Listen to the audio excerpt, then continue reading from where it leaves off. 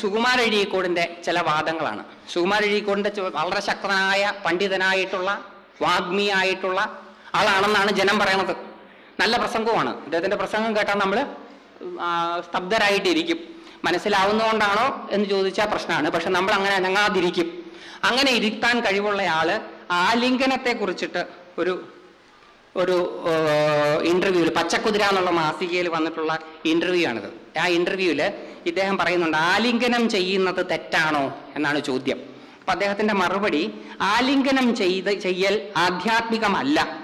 കൊച്ചുകുട്ടികളെ അല്ലാതെ ആലിംഗനം ചെയ്യുന്നത് വാത്സല്യത്തിന്റെ അല്ല, മറ്റൊരു തരത്തിലുള്ള വികാരമാണ് ഉണ്ടാക്കുക. ആ മറ്റൊരു തരത്തിലുള്ള വികാരം എന്താണെന്ന് നമുക്ക് മനസ്സിലായി.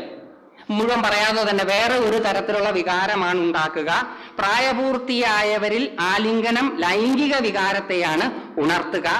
മനസ്സിനെ അടക്കി നിർത്തുകയല്ല, മനസ്സിളക്കുകയാണ് കണ്ടവരെയെല്ലാം ആലിംഗനം ചെയ്യുന്നവർ നടത്തുന്നതെന്നാണ്. ഇതാണ് വാദം. ഈ വാദം പ്രത്യക്ഷത്തില് ശരിയല്ല എന്ന്.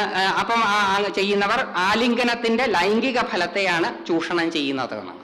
അതായത് ആലിംഗനം ലൈംഗികമായിട്ടുള്ള ഒരു പ്രക്രിയയാണെന്നും ആ ലൈംഗിക പ്രക്രിയയെ ചൂഷണം ചെയ്യുകയാണ് ചെയ്യുന്നതും. മതാമൃതാനന്ദമയ്യെ പറ്റിയിട്ടാണ് ഈ ആർട്ടിക്കിളിൽ എന്തുകൊണ്ട് അമ്മ എന്ന ആർട്ടിക്കിളിലാണ് ഈ പറയണത്. നമുക്കൊന്ന് നോക്കാം. വെറുതെ നമ്മൾ നിഷ്പക്ഷരാണ്. അങ്ങനെയാണെങ്കിൽ നമ്മൾ അത് അംഗീകരിക്കും.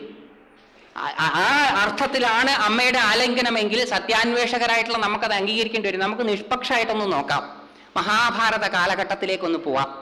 സുദാമാവ് എന്ന് പറയുന്ന ഒരു ദരിദ്രനായിട്ടുള്ള ബ്രാഹ്മണൻ ഉണ്ടായിരുന്നു എന്നും അദ്ദേഹം ശ്രീകൃഷ്ണനെ കാണാൻ ചെന്നിരുന്നു എന്നും ശ്രീകൃഷ്ണൻ മട്ടുപ്പാവിൽ നിന്ന് അദ്ദേഹം വരുന്നത് കണ്ട് ഇറങ്ങി ഓടി ആ വേർത്തൊലിച്ചു നിൽക്കുന്ന ബ്രാഹ്മണ ശ്രേഷ്ഠനെ ആലിംഗനം ചെയ്തു എന്നും പുരാണങ്ങൾ മുതൽ ഇങ്ങ് അറ്റത്തുള്ള കവിതകൾ വരെ നമ്മൾ കേട്ടിട്ടുണ്ട്. ചെറുശ്ശേരിയുടെ കവിതകൾ വരെ ഇതിനെ മനോഹരമായി വർണ്ണിച്ചു.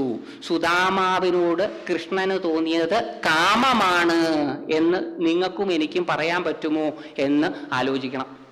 ഒന്ന് കഴിഞ്ഞിട്ടില്ല. മഹാഭാരത യുദ്ധം കഴിഞ്ഞിട്ട് പഞ്ചപാണ്ഡവരെയും ആലിംഗനം ചെയ്യാൻ തീരുമാനിച്ചു പിതൃതുല്യനായ ധൃതരാഷ്ട്ര ആലിംഗനം എന്ന് വളരെ പേര് കേട്ട ഒരു ഭാഗമുണ്ട് മഹാഭാരതത്തില്. ഭീമനെ കെട്ടിപ്പിടിച്ചപ്പോ ഇരുമ്പ് ഭീമനെ കൊണ്ടുവച്ച കഥയൊക്കെ നമുക്കറിയാം. അവിടെ അച്ഛന് തുല്യനായിട്ടുള്ള ഈ വയോവൃദ്ധൻ മക്കൾക്ക് തുല്യരായിട്ടുള്ള പാണ്ഡവരെ കാമത്തോടുകൂടിയല്ലാതെ, അവർ ചെറുപ്പക്കാരൊന്നുമല്ല. മഹാഭാരത യുദ്ധം നടന്നവർക്ക് ഇവരുടെ പ്രായമൊക്കെ വളരെ വലുത്. 60 വയസ്സ് മറ്റുമായിരുന്നു കൃഷ്ണന്റെ പ്രായം. അങ്ങനെ പ്രായം കണക്ക് കൂട്ടി നോക്കിയാൽ ഒരു 40-നും 60-നും വയസ്സിൽപ്പെടും ഇവർക്കൊക്കെ. അപ്പൊ 40 മുതൽ 60 വയസ്സ് വരെയുള്ള പഞ്ചപാണ്ഡവന്മാരെ മുഴുവൻ ആലിംഗനം ചെയ്ത്, ഇദ്ദേഹം പറയണത് അങ്ങനെ അല്ലാത്തൊരു ആലിംഗനം ഇല്ലാന്ന്. കുട്ടികളെ അല്ലാതെ വേറെ ആരാലിംഗനം ചെയ്താലും അത് ലൈംഗികത ചൂഷണം ചെയ്യാന്ന് ഞാനല്ല പറഞ്ഞത്, പണ്ഡിത ശിരോമണിയായ സുകുമാര അഴീക്കോട്. ഇനി അവിടെയൊക്കെ പോട്ടെ, അതൊക്കെ പുരാണ കഥകളല്ലേ, നിങ്ങൾക്കും എനിക്കും അറിയില്ലല്ലോ. ക്രിക്കറ്റില് കളി കാണാറുണ്ടോ? ടിവിയില് കളി കണ്ട് ജയിച്ചു കഴിഞ്ഞാൽ അവര് ചെയ്യുന്നതെല്ലാം കാമക്കൂത്തുകളാണ് എന്ന് നിങ്ങൾക്കും എനിക്കും പറയാൻ പറ്റുമോ? അതൊരു പ്രാവശ്യമല്ല ചെയ്യണത്, പല പ്രാവശ്യം ചെയ്യുന്നത് നമ്മൾ കണ്ടിട്ടുണ്ട്. ഇതൊന്നും കാമക്കൂത്തുകളല്ല എങ്കിൽ അമ്മയുടെ ആലിംഗനം മാത്രം എങ്ങനെയാണ് ലൈംഗിക ചൂഷണമാവുക? അപ്പൊ അവിടെ അമ്മ എന്നുള്ളയാളെ ഒന്ന് സിംഗിൾ ഔട്ട് ചെയ്ത് അറ്റാക്ക് ചെയ്യുകയല്ലേ ചെയ്യുന്നത്. ഞാൻ നിഷ്പക്ഷനായിട്ടാണ് പറയണത്, എനിക്ക് പക്ഷപാതമൊന്നുമില്ല.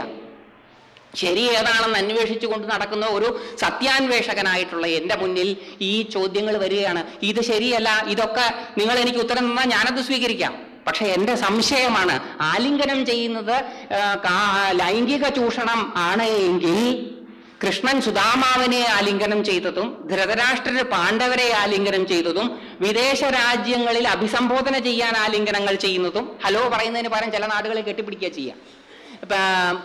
കളിക്കളത്തിൽ കളിക്കാരാലിംഗനം ചെയ്യുന്നതും ഒക്കെ ഇതാണെന്ന് പറയേണ്ടി വരും. അപ്പൊ എൻ്റെ മനസ്സിലേക്ക് കടന്നു വരുന്നത് മനഃശാസ്ത്രത്തിന്റെ ഒരു വിഭാഗമാണ്, ട്രാൻസാക്ഷണൽ അനാലിസിസ് എന്നാണ് ആ വിഭാഗത്തിന്റെ പേര്. എൻ്റെ മനസ്സിലുള്ള അടച്ചമർത്തപ്പെട്ട ആഗ്രഹങ്ങളെ ഞാൻ പ്രൊജക്റ്റ് ചെയ്ത് മറ്റുള്ളവരിലേക്ക് കാണും. അപ്പോൾ എന്താ കാര്യം എന്ന് വെച്ച് കഴിഞ്ഞാൽ, ഇതാണ് അദ്ദേഹത്തിന്റെ ഉള്ളിലിരിപ്പ്. അത് സമയത്തിന് വിവാഹം കഴിക്കാത്തത് കൊണ്ട് പറ്റിപ്പോയതാണ്.